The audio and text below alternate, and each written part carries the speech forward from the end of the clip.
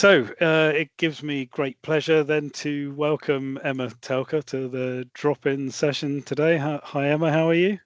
Good. Thanks for the intro. Very good. I think I can't remember how many years we've known each other, but we've certainly been working together for a number of years now, and had some fun exploring different projects and using Spark to address different challenges.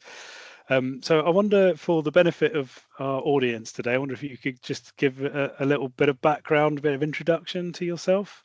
Yeah, sure. Thanks, Craig. And yeah, I think we've known each other quite a few years, and you've definitely been at the end of the phone, and I've been at my wit's end of what to do with something on a processing. So yeah. So my name's Emma. I've got kind of 20 years in operations, hospitality, healthcare, logistics, and most recently, affordable housing has been my most recent role. I normally go in and fix things or build new departments. That's kind of what I love. Normally fixing a mess for my sins. And yeah, so that's how when in my last role, I kind of found Craig and started using Spark. Brilliant. Well, thank you very much. I'm sure if anyone on the call today is interested in to learn more about any of the things that we talk about in the second, I think Emma, it's safe to say that you'd be open to people connecting and reaching out to you if they've got 100%. Questions or anything like that. Then maybe we could pop Emma's LinkedIn profile into the chat at some point during the session. Then again, if you want to reach out and ask any questions after that, you'll be more than welcome. Or indeed through us, you can contact me and I can forward your details on to Emma. Please feel free of anything, obviously to do with Spark or anything else. I've done any questions in affordable housing and sorting out big situations. So yeah, we're happy to share expertise. Perfect. I know there's at least a couple of names I've seen on the session today who certainly work in housing in local government as well. So I'm sure there'll be some potential questions there too. But let's dive into the conversation. I guess the first place to start is I wonder if you could tell us a little bit about that situation that you referred to in your most recent role, and what were the sort of challenges that you talked about going in and fixing problems. What were some of the sort of challenges that needed addressing when you arrived there?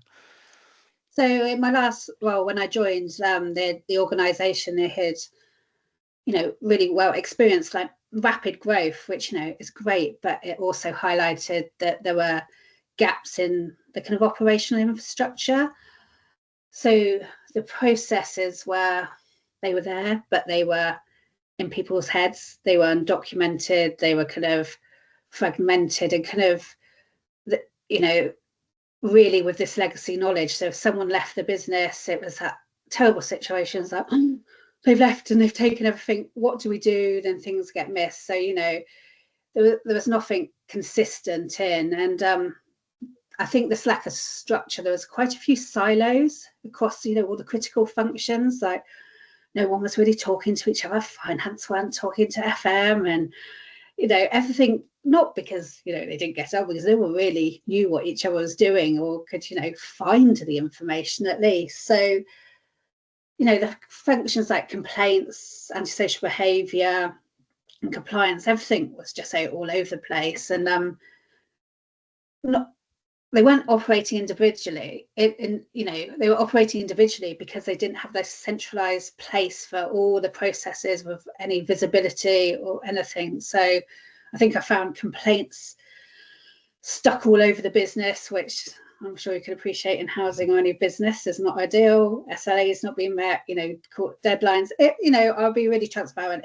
It was an operational mess, and also we couldn't support correctly. The lettings team in busy times, like we couldn't be like, right, all hands on deck, let's support them. I could have wanted to get to the place. I always said to everyone, if all the team were kind of taken away by the aliens, and the new alien life form came down and wanted to be so organized they could pick up every process and policy, be like, I know what to do in each role. So I think that was a massive challenge, and staff onboarding was a challenge. It was inconsistent, and there were like varying levels of performance. So we couldn't track the metrics, which is challenging because then you can't help people improve.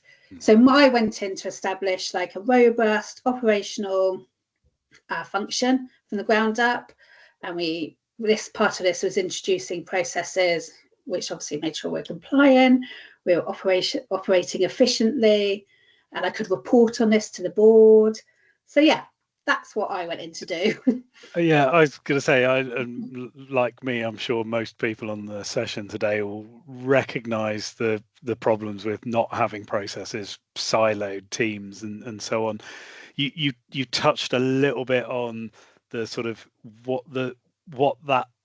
the impact that ultimately causes, so that you touched a little bit on complaints, SLAs being missed. But are you able to elaborate on that? Because I think often for people in our profession, we all focus a lot on the root causes, and we sort of know what they are. But sometimes the challenge for us as professionals in process improvement is, how do we manage upwards and explain the impact of not fixing this? And so again, I wonder if you could just sort of elaborate a little bit on some of those, how those problems manifested themselves.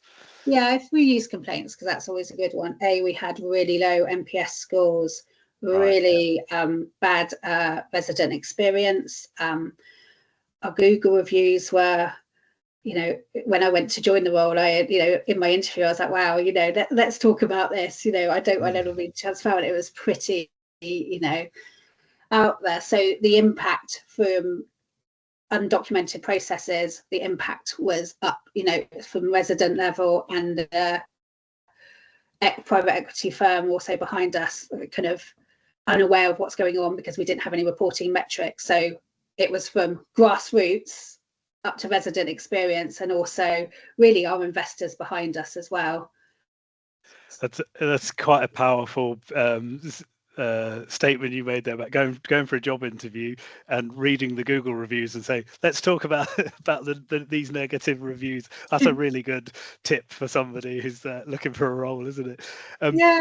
The other thing, sorry, just to pick up, is you mentioned the term NPS there, which I assume is net promoter score. Yeah, absolutely. So that's where you ask users of your service to ask them to rate whether they'd recommend you to friends or family, essentially. So obviously, if they don't want to recommend you, that means they're not having a great time with your service. Absolutely.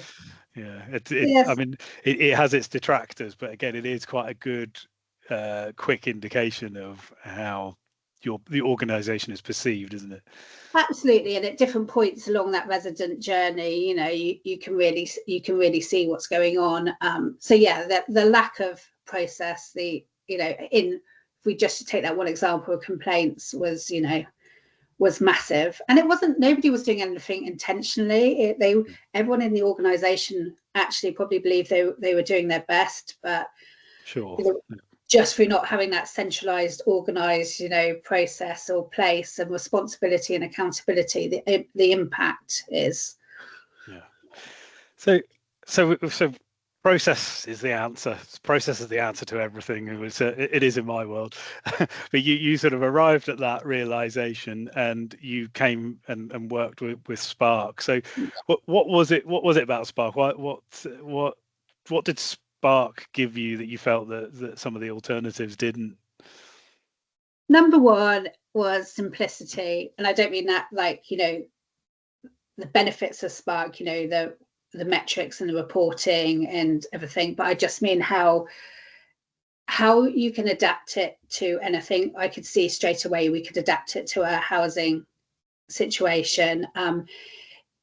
It's visually simple, and I think therefore it takes any intimidation out for users and non-technical users. So it's accessible at all levels. So I presented it to our board and the PE private equity firm behind us. How should I say this? The private equity firm can sometimes, rather have old-fashioned, kind of very word-heavy. So I had a bit of a challenge. I was like, oh, this is a bit visual for them and maybe a bit forward-thinking, but they were really impressed because they could see the benefits, and they liked all the reporting tools. And I kind of showed them all the benefits of that. But more importantly, for the staff in the organisation, they could be involved in the collaborative approach to process mapping. And I think for me, that was the no-brainer. It's really visual how you can get people involved, and and then have workshops. So people like, what is your role? What is your job? Because I mapped the whole business, which you need user buy-in, because I think I know what's going on in the business, but there's always processes. It's impossible. I'm not going to know 600 processes in a business. So I needed to get this user buy-in, and it's so collaborative and visual that the team could see and be involved. So really, for that, the simplicity, the clarity of structure, it was kind of it was a no-brainer, really. I think it's worth reiterating again. I know in the time that I worked with you there, you had goes at using this, but you were in a senior leadership role in the organisation, so it wasn't you going out doing the mapping. I don't know, there'll be a lot of people on the session today who are going out and doing the mapping, but I think it's that perspective from your level in the organisation of how it was helping you give that kind of overview, and the confidence to see that the staff that were going out and doing the day-to-day mapping were able to pick it up quickly and use it easily, and end users reading it. Absolutely. And you could start, I know it sounds dramatic, but it's kind of like you could start sleeping at night. So actually, we can see the whole business. We understand how everything works, and the board is like, what's going on here? This is how the business works. And as this was developing, I worked, the C-suite to kind of, because, I needed their input on the capital projects functions or repairs, but everyone could just start really clearly seeing the business. And it was really a light bulb, and quite, it just made everyone kind of go, oh yes, we know what we're doing and we know where it is. And it is a big task when you've got nothing documented, but the stress and the clarity, the stress it takes off and the clarity it brings is just incredible. I think a little thing that I'd bring out there, just for those on the call today. I know there's a number of people names I've seen pop up who are currently going through onboarding sessions with me, and one of the things we spend a lot of time when we're sort of getting people up to speed using Spark, of focusing on the kind of basics of building a process in Spark. But it's worth, one of the things that Emma's team did in this organization was to also create very high level views of the process as well, so you could then drill down. So that's part of that kind of giving the leadership team that confidence, isn't it, and that visibility of, okay, we understand at a high level. If we need to drill down to the detail, we can do that as well, and you get that sort of vertical visibility as well as horizontal, don't you? Yeah, it really was. Yeah, you said so. Yeah, we had the high level, we had each department and then the intertwining links of everything. But and then all the smaller drill downs. And I will say also, not just because you're here, Greg, and we're having a session together, the onboarding was fantastic. I think, I mentioned right at the beginning, like many a time when I was trying to actually map the whole business, and my team, it was like, Craig, we're doing this. Are we doing this? Am I doing this right? And the support and having you at the end of the phone call, like, that was fantastic. I suppose that's really nice to hear. Thank you. I know, again, certainly for some of those who are much earlier on in the journey, sometimes this can look like quite a significant task. Are there any kind of things you could share with us, like what were the biggest challenges that you faced in getting this to work, so maybe we can help some of the others here on the call kind of overcome some of those things and deal with them? You have to have a really clear direction of how you are going to, some of you may have like a list of all your processes, or they're stored in a SharePoint situation, or maybe something else at present, or it could be like what the situation I had in my previous is like there was nothing, but you do have to have a really, and it takes time. And I think you agree, Craig, it took us a few months to be like, how are we actually going to get everything down? How are we going to make sure we have every process in the business down? And it did start from that initial kind of mapping. We started, you know, we divided, you know, the finance functions and the lettings functions and, you know, the business ops functions and maintenance, and it started that way. And it was very high level. How do we do our marketing? How do we do? And you just, it can be a bit overwhelming in the beginning because there's a lot to get down, but you just have to have that really key direction and also get the right people involved. You know, you need your board because they have a vision.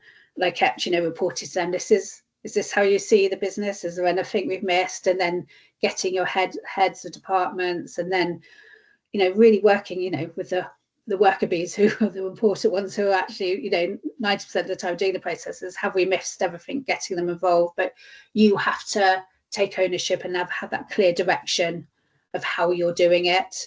And there's sometimes we had to say to the board, no, this is the way it works. We're listening, but please, we need to map it this way. Yeah. And Craig, like, you gave some great direction for us at that time. Yeah, I was going to say, I remember you talking about sort of the importance of getting the staff involved to, like, and them basically seeing their input in the actual processes that reflected in the processes gave them a sense of ownership as well. Yeah, absolutely. I was, one of the things that, from what you're saying, there's something that Chris Green always says is it's the hardest thing is to get started, but like as soon as you get started, you know, you can start building. And I've often used the sort of story of a jigsaw puzzle. You know, you kind of put all the pieces out and it can feel overwhelming, but once you start with the corners and then the edges, as you start to build it up, you gradually become more and more confident in what the picture at the end is going to look like. And it's a similar sort of thing. 100%. And making sure that you're just really consistent. I see Merrin's just asked the question, the standard. I think it's been really consistent in your approach to each process, knowing, I think there are some processes we showed you, Craig, at the beginning, you're like, team, that's not one process, you know, we need to, you know, break it down. We had mapped this, you know, process, which, you know, you look at me like, what? And just having the same consistency. This is a process, actually, you know, something really simple, say, let me think of something, lettings, like, you know, for a prospect, you know, that's a prospect's journey. When that journey turns into a tenant, and the processes of those actually are sub processes, and keeping that in every function. And how we kept it, how we kept it consistent is that I would probably have an oversee on everything to make sure, and then I would report that back to the board to make, so there was that overarching, we had everyone's input, but I could kind of make sure it had the same standard and it was kind of looking the same, or do we need to break something down?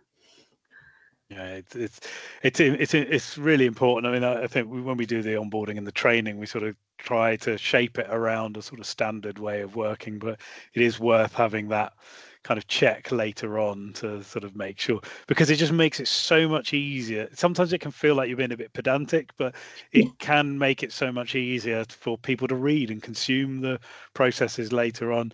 I suppose one little thing that I would say, and we had this, it was a drop-in we did, I'm going to say a couple of years ago now. We had someone again that would have worked with similar sort of session. We did a discussion like this, and she was telling us that so one of the things that she found is you could go over the top with standards, and she'd done the same piece of work in several organizations. She said one of them, they'd been very dogmatic about the standards and how to apply them, and she realized subsequently that they'd actually put off quite a lot of people in the business, and people were sort of avoiding getting involved because they felt that they weren't being listened to. So there's a balance with your standards.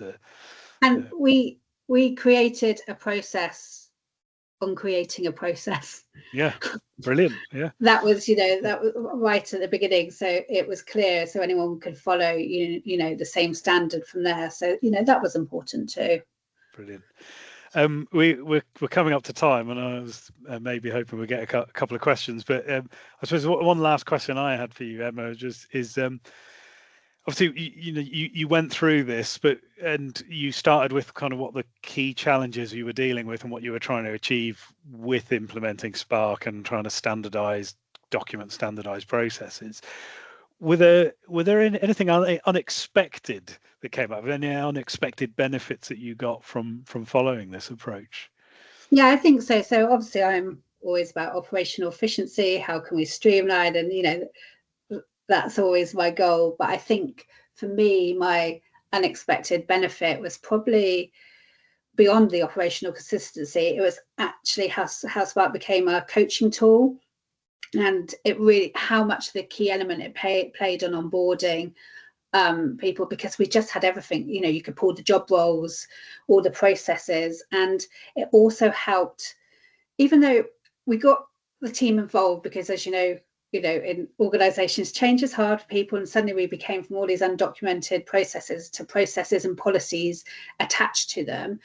But through that, we could create clear KPIs, we can monitor performance. So we had the benefit of the onboarding experience and the clarity and transparency better, but also we could start reviewing and measuring staff's performance better. They weren't resistant. We had staff engagement increase because we had taken them on the journey with the workshop, so they felt involved. And also they really liked the clarity and this is my role, this is what I'm accountable for. And their roles became clearer, everyone knew what they were doing. So I think I had not realized the benefit. I thought we would have to do, that we were doing training manuals, etc. But naturally Spark brought that benefit, and I think that was just key. Brilliant. Well, just in the interest of time, that was really interesting. Thank you very much for sharing your insights. I was going to say if there's questions. I mean, Chris has popped a question in there. Piece of string question: how long does it take to map out a whole organization? Any ideas how you'd answer that question? Yeah, I honestly think it took us we restarted twice, maybe 3 times. It took us about 3 months. Interesting. I see Jenna's just posted on there and said, I'm about halfway through the organization and it's taken a year, but that has not been 100% full time. So as we build it, more and more processes coming out. That's an interesting point actually. And there is, as you said it before, you've got your list of processes, and then as you start mapping them, you're like, oh, there's another one over there and another one. And that does happen. It's an ongoing. Yeah. I had estimated how many processes we thought, and like Jenna said, it just grows and grows. And I think there's never going to be probably a complete, especially as you have change and things. It's an ongoing, and you have to have someone to maintain it. Yeah, processes are ever evolving, aren't they? John's asked a question. Have you allowed, or did you allow all users in the organization into the platform, or just SMEs? No, we didn't, John. I would like to say I was really open at the beginning, but it was myself, and we had I had a fantastic process administrator who who did the mapping, and then we gradually brought people on. Then we brought the HODs on and allocated the process owners, and then the team. We did it kind of in a structured rollout. But essentially, all of those users, as you rolled it out, you were giving them access to the platform to access those processes. Yeah, and so on. But we've got most of the work done before we did, so they could actually see it and see the benefits. Yeah, I remember some of those conversations about, it's like, are we ready to launch yet? Should we launch now or not? It was an interesting time. Brilliant. I think we've covered all the questions, and we've perfectly done it in time, which is a little bit unusual for us on these sessions. So I'm going to say once again, massive thank you, Emma, for sharing your experience.